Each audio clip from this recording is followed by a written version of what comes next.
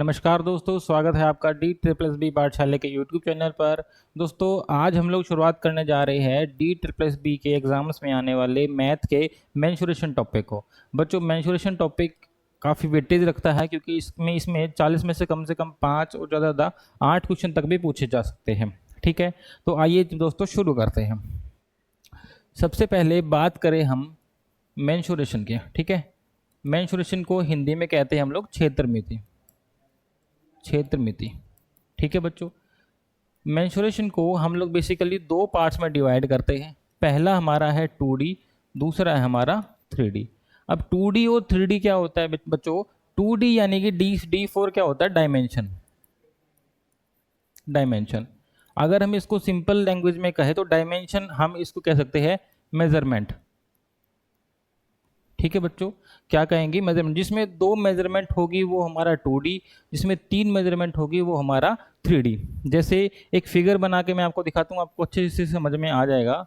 ये है मेरा एक रेक्टेंगल मैंने बनाया। इसमें क्या होता है? एक लंबाई लेंथ और एक ब्रेड्थ, लंबाई और चौड़ाई होती है। और 3D के अंदर मैं अगर एक बनाता हूँ फिगर, तो ये बॉक्स जो आपने देखा होगा, जिसको हम क्यूबॉइड या क्यूब कह लो, क्यूबॉइड जो बनता है ये, इसमें क्या होता है? लेंथ होती है, एक ब्रेड्थ होती है और एक हाइट होती है।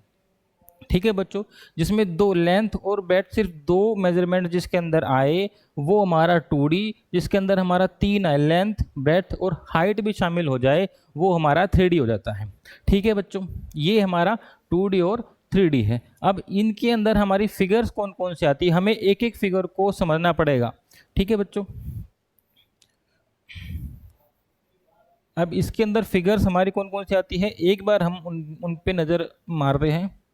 देखो, पहला हमारा इसके अंदर जो आता है वो आता है ट्रायंगल। ठीक है, पहला हमारा ट्रायंगल, उसके बाद हमारा कोई भी क्वाड्रिलेटरल। देखो बच्चों, स्क्वायर, रेक्टेंगल सब क्वाड्रिलेटरल के अंदर ही आते हैं। ठीक है, थर्ड हमारा है सर्कल। ठीक है, 3D के अंदर अगर हम बात करें तो सबसे पहला हमारा आता है सिलेंडर।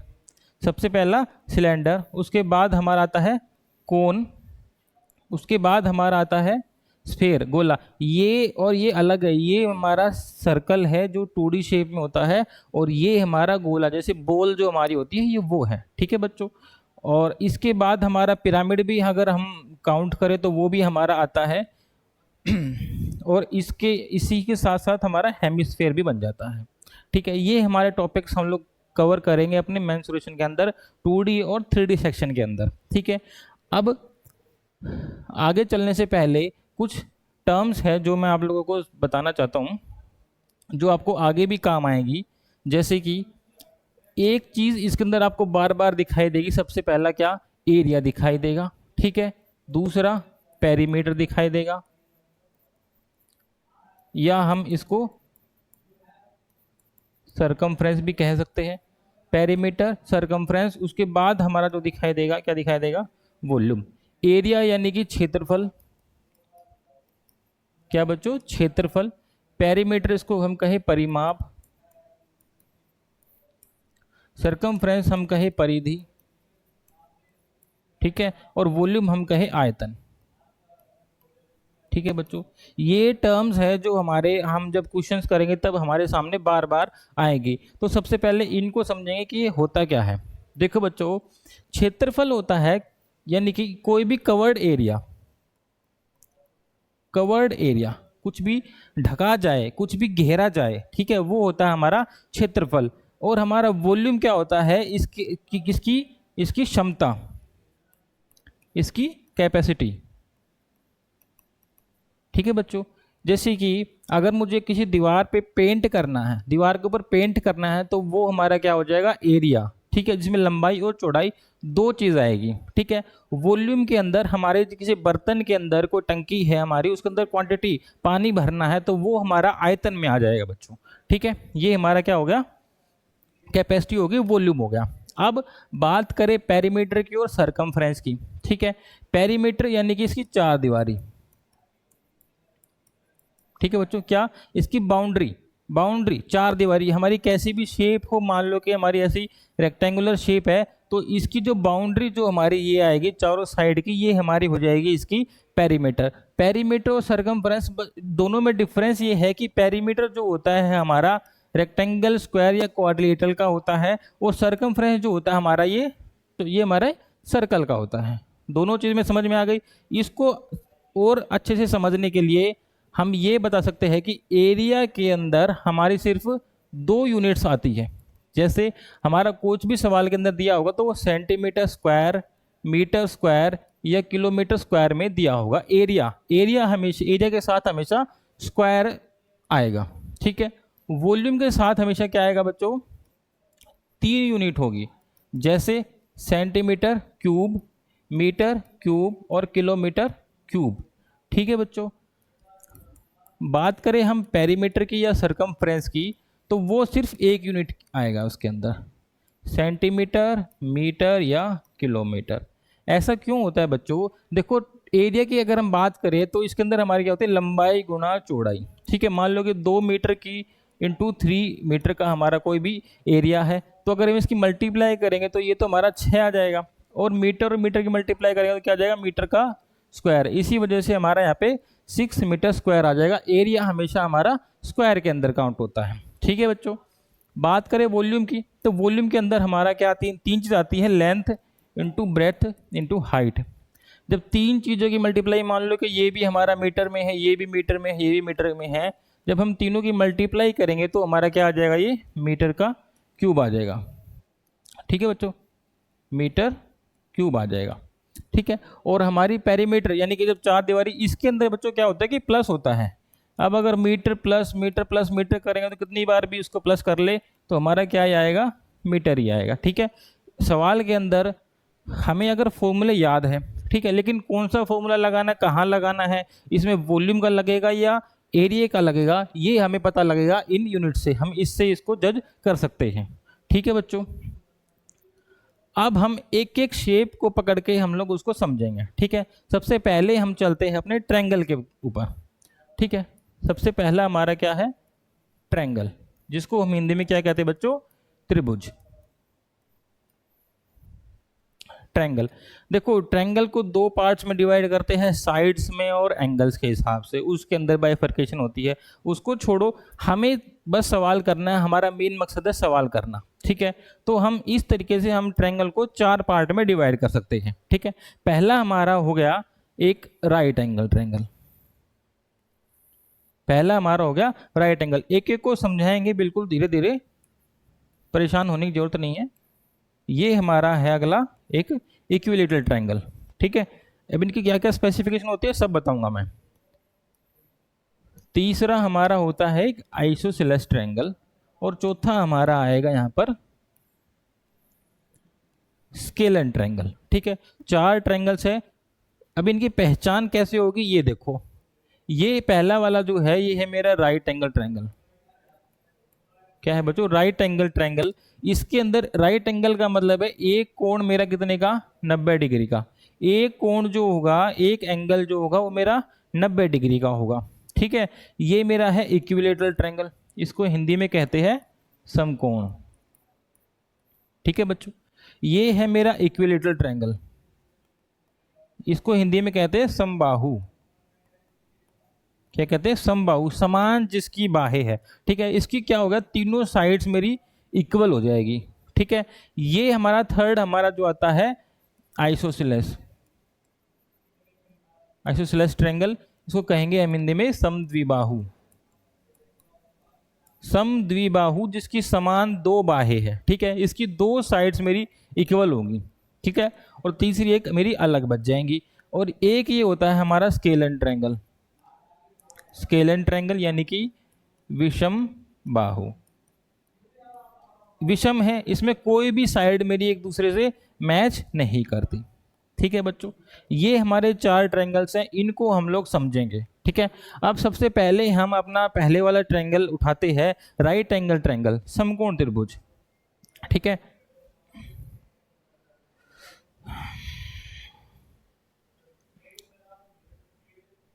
ये है मेरा राइट एंगल ट्रायंगल, ठीक है। इसके अंदर एक जो एंगल होता है ये मेरा 90 डिग्री का होता है। सबसे बड़े कोण के सामने वाली साइड सबसे बड़ी, एक 90 का, तो बाकी दोनों का सम 90 होगा। एक ट्रायंगल के तीनों एंगल का सम जो होता है वो कितना होता है बच्चों, 180 होता है। तो एक का 90 आ गया तो इन दोनों का सम 90 होगा। ठीक है, एक अगर एक का होगा 1 का होगा तो ये 89 का बच जाएगा, है ना। तो सबसे बड़ा एंगल मेरा कौन सा बचा, ये वाला बचा। ठीक है, ये तो इसके सामने वाली साइड जो होगी सबसे बड़ी होगी, सबसे बड़े कोण के सामने वाली भुजा सबसे बड़ी। तो ये इस राइट एंगल ट्रायंगल की सबसे बड़ी भुजा को हम हिंदी में कहते हैं कर्ण और इंग्लिश में कहते हैं हाइपोटेन्यूज। ठीक है बच्चों, कर्ण या हाइपोटेन्यूज। इसके अलावा जो दो साइड्स तो मेरी बच गई, इसको हम लोग बेस या परपेंडिकुलर कहते हैं, बेस और एक परपेंडिकुलर। ठीक है बच्चों, शीर्ष लंब और लंब आगे जब करेंगे तब उसमें डिफरेंस भी देखेंगे, परपेंडिकुलर और एल्टीट्यूड में दोनों में क्या डिफरेंस होता है। बेस यानी कि आधार, ठीक है बच्चों, और ये परपेंडिकुलर ये मेरा क्या होगा, शीर्ष लंब।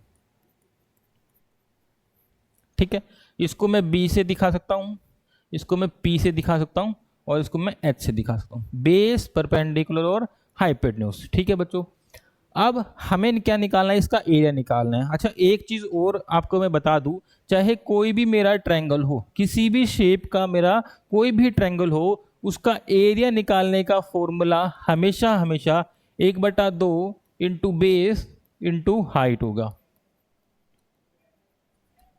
ठीक है, 1/2 बेस इंटू हाइट, ये हर एक ट्रायंगल के अंदर अप्लाई होगा।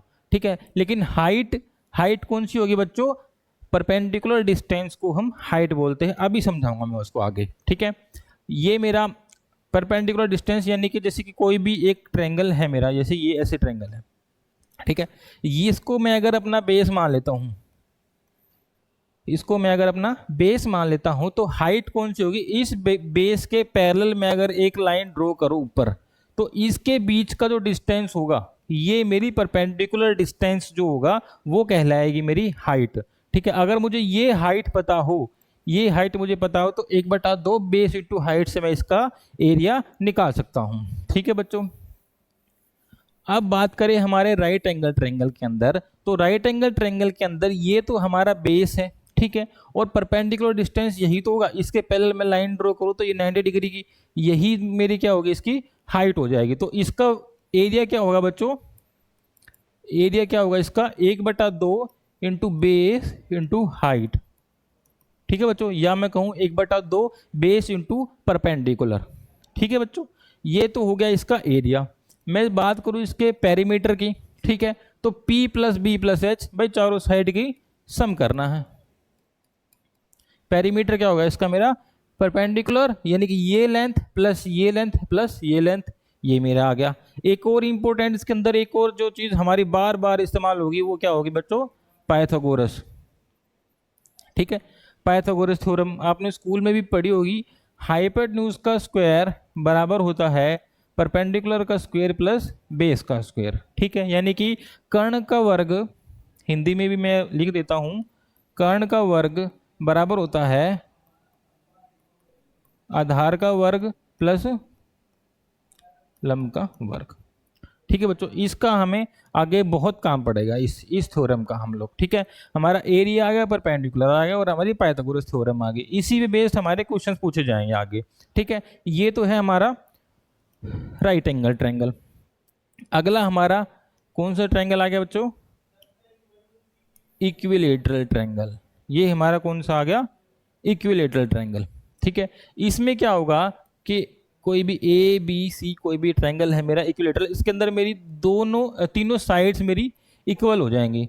ठीक है, तीनों साइड्स इक्वल होंगी। एक प्रॉपर्टी अभी आप याद कर लो, बहुत काम आएंगी आपकी। एक ट्रायंगल के, किसी भी ट्रायंगल की अगर दो साइड्स मेरी इक्वल है तो उसके आमने सामने वाले कोण भी मेरे बराबर होंगे। ठीक है, किसी भी त्रिभुज के दो बराबर भुजाओं के आमने सामने वाले कोण बराबर होंगे। ठीक है, चलिए भाई, अब इसके अंदर इसमें तो मेरी तीनों साइड्स इक्वल है, तो तीनों साइड्स इक्वल है तो इसके मेरे तीनों कोण भी बराबर हो जाएंगे। त्रिभुज के तीनों कोणों का योग होता है 180 180 डिग्री। तीनों मेरे अगर इक्वल है तो ये मेरे 60 60 के तीनों कोण आ जाएंगे।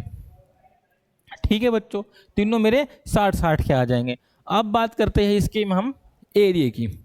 ठीक है, एरिया कैसे निकलेगा? देखो वो हमारा फॉर्मूला जो था 1/2 बेस इंटू हाइट यहाँ पर भी लगेगा। ठीक है, लेकिन इसका एक डायरेक्ट फॉर्मूला क्या है? अच्छा, तीनों साइड्स मेरी इक्वल है तो मैं इसको ए और ए मान सकता हूँ, तीनों मेरी इक्वल है। ठीक है, रूट इसका एरिया होगा √3/4 इंटू ए स्क्वायर। ठीक है बच्चों, क्या हो गया? √3/4 इंटू ए स्क्वायर। अब इसकी हाइट की अगर मैं बात करूं, ये मेरी हाइट है, परपेंडिकुलर डिस्टेंस। इक्विलेटरल ट्रायंगल के अंदर जो मेरा परपेंडिकुलर होता है वो सामने वाली साइड को दो इक्वल पार्ट में डिवाइड कर देता है। ये मेरी ए थी, ये मेरी a/2 बची इतनी। ठीक है, और ये वाली मेरी a/2 बची।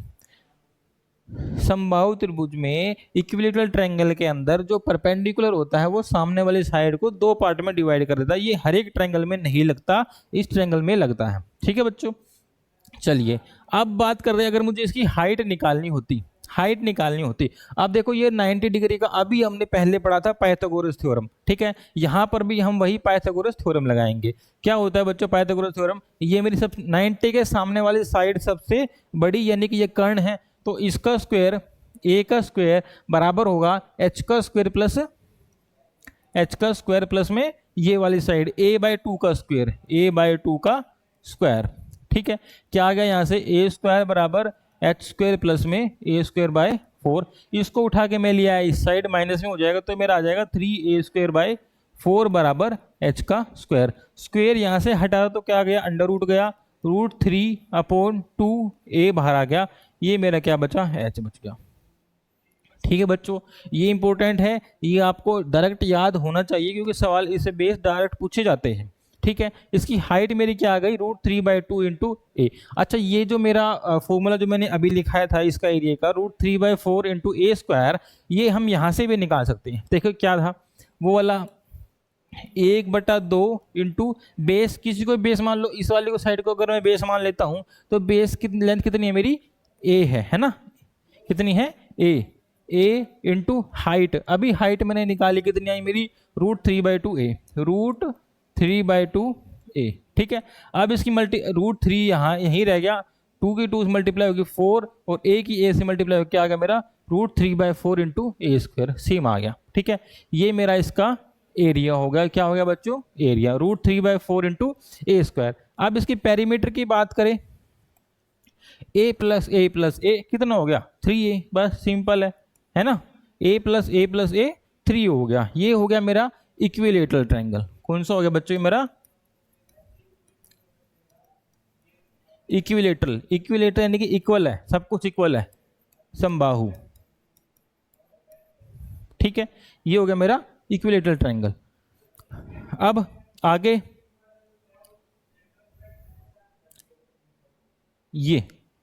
ये कौन सा ट्रायंगल है? मेरा 3rd नंबर का आइसोसेलेस, यानी कि समद्विबाहु, जिसकी 2 इक्वल साइड्स होंगी। ठीक है, ये दोनों मेरी इसकी इक्वल साइड्स होगी। अब अभी मैंने बताया था पहले कि 2 साइड्स इक्वल होगी तो उसके आमने सामने के एंगल्स भी मेरे इक्वल, ये वाला और ये वाला एंगल भी मेरा इक्वल हो जाएगा। इसके अंदर अब दोनों इक्वल है तो मेरी साइड ए हो जाएगी, सामने वाली साइड को मैं बी मान लेता हूँ। ठीक है, अब एक चीज़ देखो, अब इसके अंदर एक और चीज़ होती है, 2 इक्वल साइड के बीच में ये जो पॉइंट है, यहाँ से अगर मैं एक परपेंडिकुलर डालता हूँ, दोनों इक्वल साइड्स से के बीच से अगर मैं एक परपेंडिकुलर डालता हूँ सामने वाली साइड पर, अनइक्वल साइड पर, तो वो इसको 2 बराबर भागों में डिवाइड करेगी, 2 बराबर भागों में डिवाइड करके। अगर मैं यहाँ से परपेंडिकुलर डालूंगा बच्चों, अगर मैं यहाँ से परपेंडिकुलर डालूंगा तो वो उसको इक्वली पार्ट में डिवाइड नहीं करेगी, सिर्फ दोनों इक्वल साइड के बीच से ही जब निकलेगी तभी वो उसको 2 इक्वल पार्ट में डिवाइड कर देगी। ठीक है, ये पूरी मेरी बी थी तो यहाँ तक में कितनी आ जाएगी? b/2 आ जाएगी, और ये वाली भी b/2 बच जाएगी। ठीक है, यहाँ से भी हम इसका एरिया निकाल सकते हैं, 1/2 बेस इंटू हाइट। हाइट कैसे आएगी? जैसे हमने अभी निकाला पाइथागोरस से, हम इसकी हाइट निकाल सकते हैं। इसका डायरेक्ट एरिया का फॉर्मूला भी क्या होता है बच्चों? b/4 4a² minus b²। ठीक है बच्चों, इसका एरिया का डायरेक्ट फॉर्मूला। पेरीमीटर आपको पता ही है, a+a+b तीनों साइड का हम सम कर देंगे। ठीक है बच्चों, ये हो गया मेरा इसका एरिया। आगे चलते हैं, हमारा अगला कौन सा ट्रायंगल आ गया बच्चों? फोर्थ नंबर का स्केलन ट्रायंगल। स्केलन यानी कि विषम बाहु, जिसकी तीनों साइड्स मेरी अनइक्वल होती है। ठीक है, तीनों साइड्स मेरी अनइक्वल होती है, ए बी सी। बच्चों देखो, ए के सामने वाली साइड को हम ए मानते हैं यूजुअली, बी के सामने वाली साइड को हम बी मानते हैं, सी के सामने वाली साइड को हम सी मानते हैं। ठीक है, हम एंगल को हमेशा कैपिटल लेटर्स में शो करते हैं, साइड्स को हमेशा हम स्मॉल लेटर्स में शो करते हैं। ठीक है, ये छोटी छोटी बातें हमें आगे काम आएगी। अब बात करते हैं इसके एरिया की। ठीक है, आप लोगों ने स्कूल में भी पढ़ा होगा हीरोज फॉर्मूला, जिसको हम बोलते हैं अंडर रूट, बड़ा सा formula, under root S, S minus A, S minus B, S minus C. ठीक है बच्चों, ये हमारा हीरोन फॉर्मूला हो गया। अब इसमें ए बी सी तो मैंने अभी लिख दिया यहाँ पर, ए बी सी हो गया। एस क्या होता है? एस होता है बच्चों ए प्लस बी प्लस सी का हाफ। एस का मतलब होता है बच्चों सेमी पेरीमीटर, अर्ध परिमाप। पूरा इस, अगर मैं इसके पूरे परिमाप की बात करूं तो a प्लस बी प्लस सी हो जाएगा। टोटल पेरीमीटर जो होगा इसका a प्लस बी प्लस सी हो जाएगा, और अर्ध परिमाप क्या हो जाएगा उसका? हाफ हो जाएगा। s जो होगा मेरा सेमी पेरीमीटर। ठीक है बच्चों, सेमी पेरीमीटर जो मेरा a प्लस बी प्लस सी का हाफ हो जाएगा। ठीक है, ये हमारा हो गया हीरोन फॉर्मूला। अब अगर मुझे ये मेरी साइड को अगर मैं बेस मान लूँ, अगर मुझे किसी तरीके से इसकी हाइट भी पता लग जाए तो मैं 1/2 बेस a इंटू एच से इसका भी एरिया निकाल सकता हूँ, अगर मुझे हाइट पता लग जाए तो। ठीक है, ये इसके अंदर इतना था।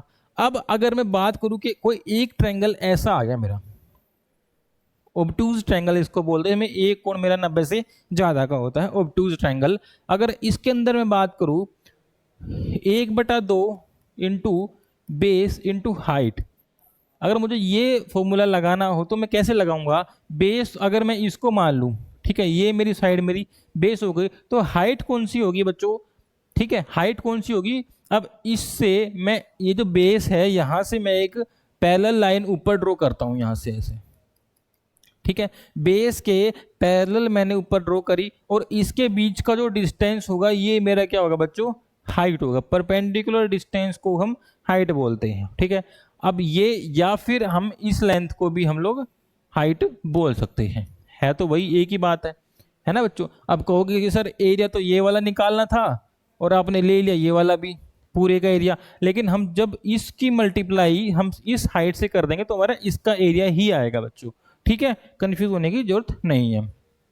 चलिए, तो आगे हम लोग कुछ क्वेश्चंस पे चलते हैं।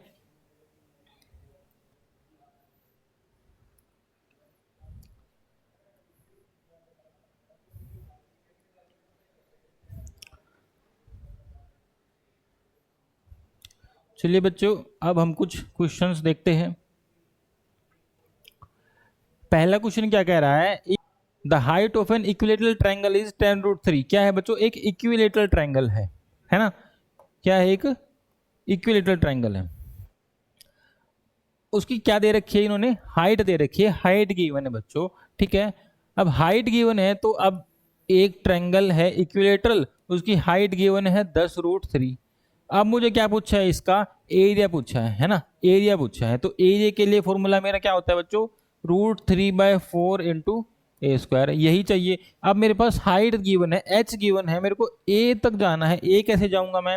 h बराबर क्या होता है बच्चों मेरा? √3/2 a, यही होता है ना? क्या होता है बच्चों? √3/2 a, यानी कि 10√3 बराबर √3/2 इंटू ए। √3 से √3 क्या कितना आ गया? 20 बराबर मेरा साइड 20 का आ गया, मेरा साइड आ गई। ठीक है, अब मैं इस फॉर्मूले के अंदर अपनी वैल्यू पुट कर दूं, √3/4 इंटू 20 गुणा 20।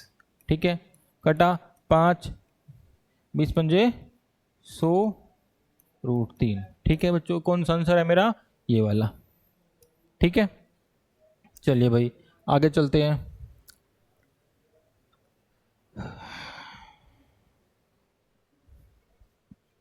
क्या कह रहा है अगला question? In an equilateral triangle A B C, अब फिर से एक कौन सा ट्रायंगल दे दिया? इक्विलेटरल ट्रायंगल दे दिया ए बी सी। ठीक है, बना दो ए बी सी।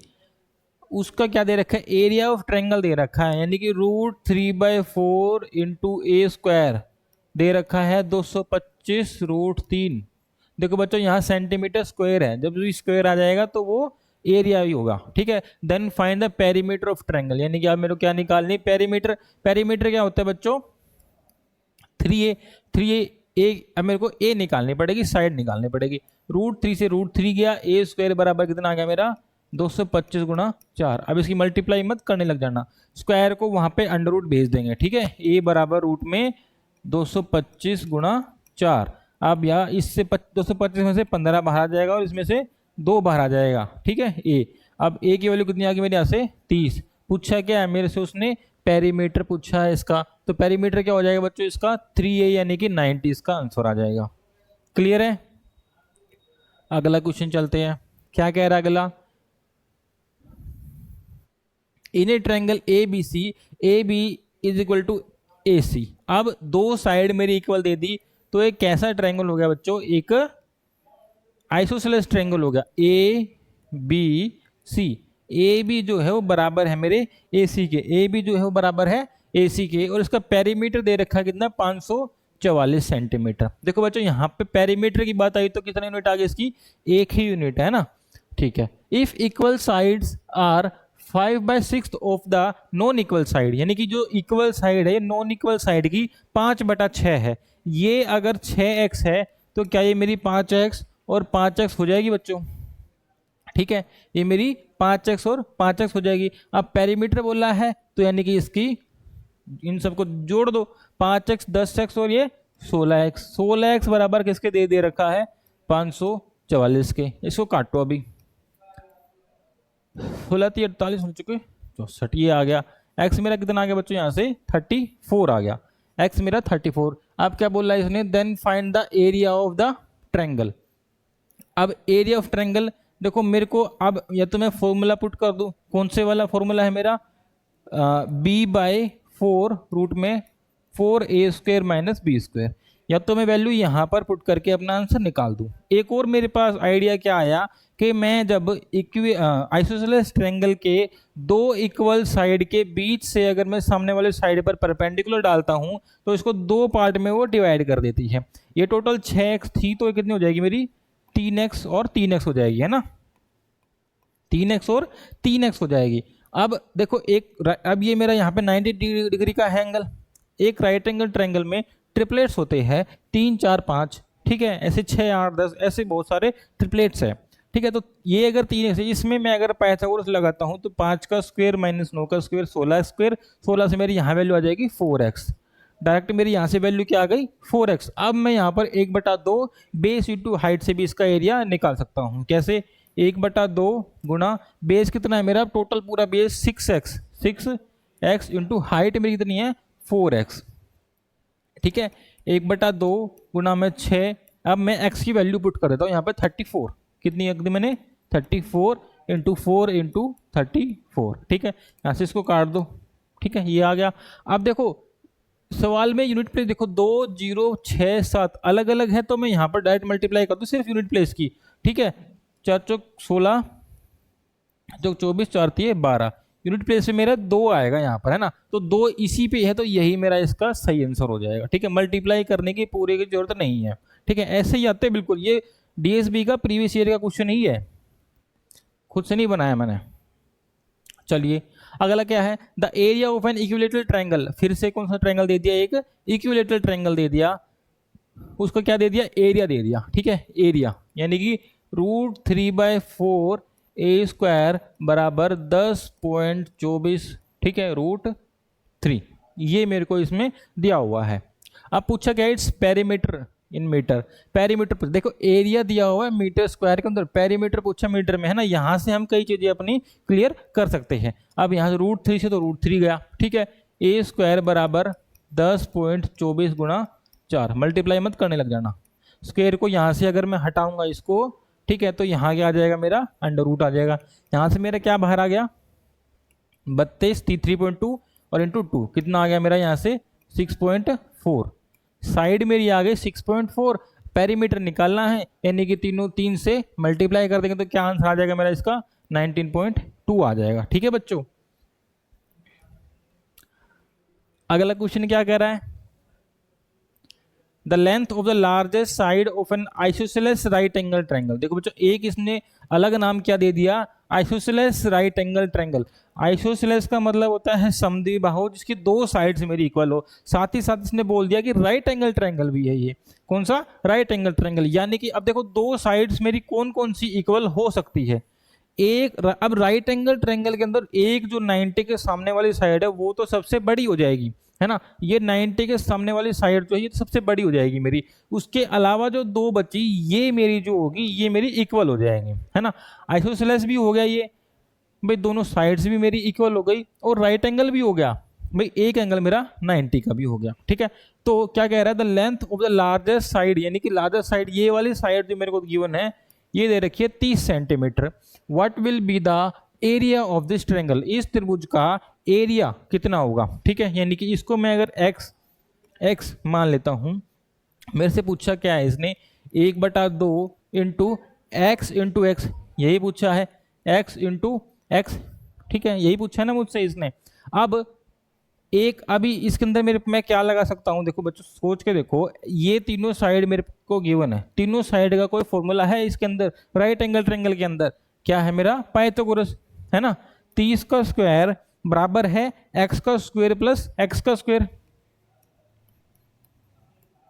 यही होता है ना। हाइपोटेन्यूज का स्क्वायर बराबर होगा मेरा बेस का स्क्वायर प्लस परपेंडिकुलर का स्क्वायर, ये आ गया मेरा यहाँ से।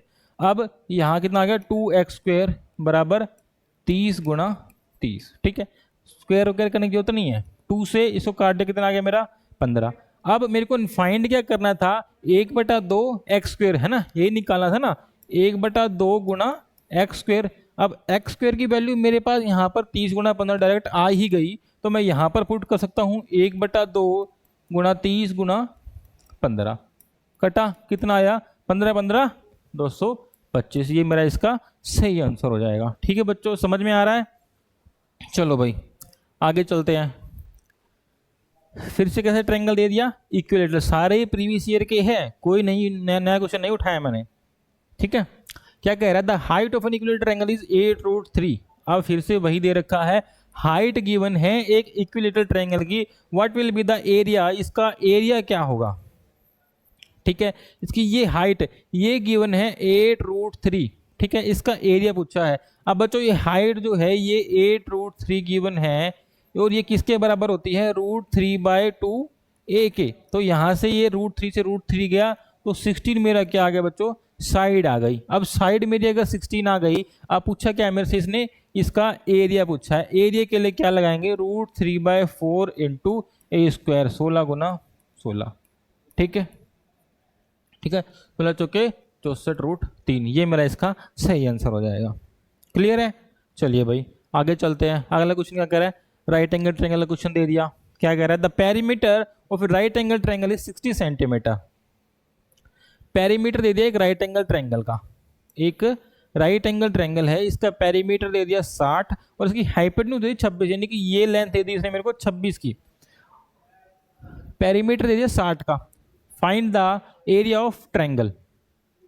ठीक है भाई, ये मेरी, इसको मैं बेस, इसको मैं पी ऐसे मान लेते हैं। ठीक है, find the area of the triangle, area निकालना है, यानी कि मेरे को क्या निकालना है 1/2 इंटू पी इंटू बी, यही फाइंड करना है ना मेरे को। अब पेरीमीटर तो इसने दे दिया 60। ठीक है, अब मैं यहाँ से P प्लस बी प्लस 26 बराबर 60 लिख सकता हूँ ना, P प्लस बी प्लस 26 बराबर 60, है ना। तो यहाँ से मेरा P प्लस बी कितना आ गया, मेरा माइनस कर दो कितना आ गया 34 आ गया। ठीक बात है बच्चों। अब हाइपोटेन्यूज मेरे को 26 दी हुई है, एक और चीज मेरे को क्या दे रखी है, P square plus B square बराबर 26 का स्क्वायर। क्या लगाया मैंने यहाँ पर अभी पाइथागोरस लगाया कि बेस का स्क्वायर प्लस परपेंडिकुलर का स्क्वायर बराबर हाइपोटेन्यूज का स्क्वायर, ये वैल्यू मेरे पास आ गई। ठीक है, अब निकालना क्या है मेरे को, ये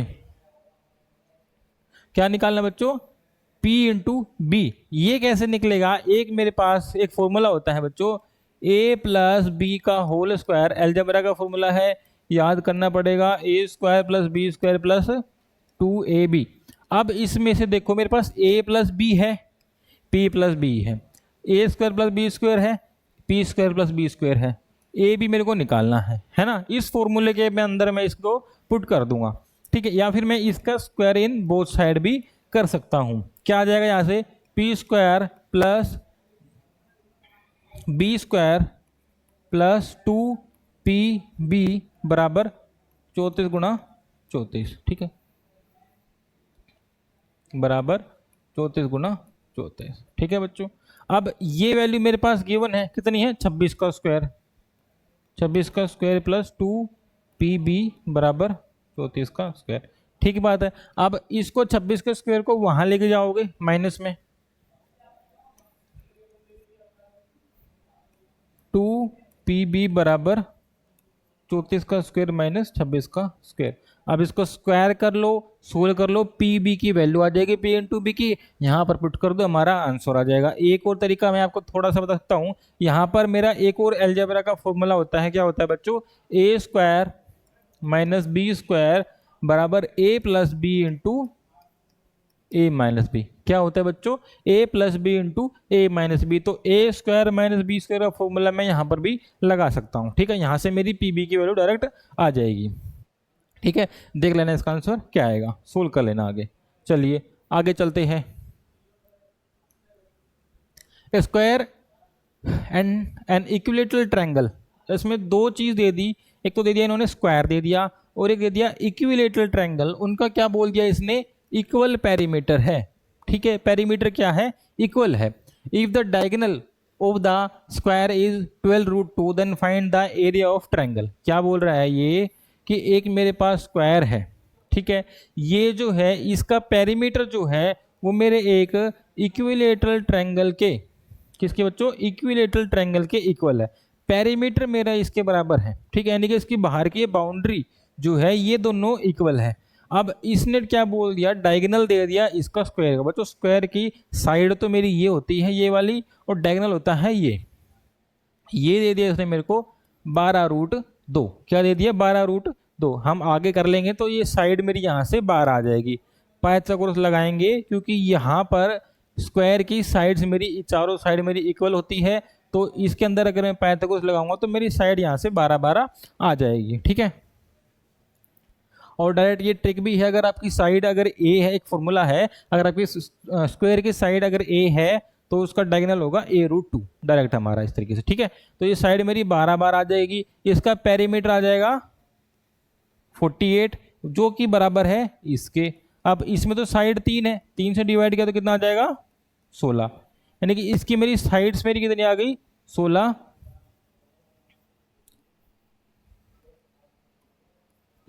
और 16। ठीक है, इसकी मेरी साइड्स आ गई। अब क्या पूछा इसने, find the area of the triangle. Area simple वही √3/4 इंटू ए स्क्वायर।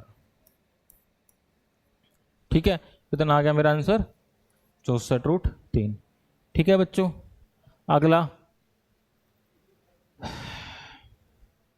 खत्म, बस इतने ही क्वेश्चन है। आगे अब हम अगली क्लास में बच्चों करेंगे अपने क्वाड्रिलेटरल के सेक्शन का पूरा, जिसके अंदर हम रेक्टेंगल और स्क्वायर को कवर करेंगे। उसके अलावा भी एक रोम्बस के क्वेश्चन भी ज़्यादा पूछे जाते हैं D+B के एग्जाम में, तो रोम्बस को भी हम उसके अंदर कवर कर लेंगे।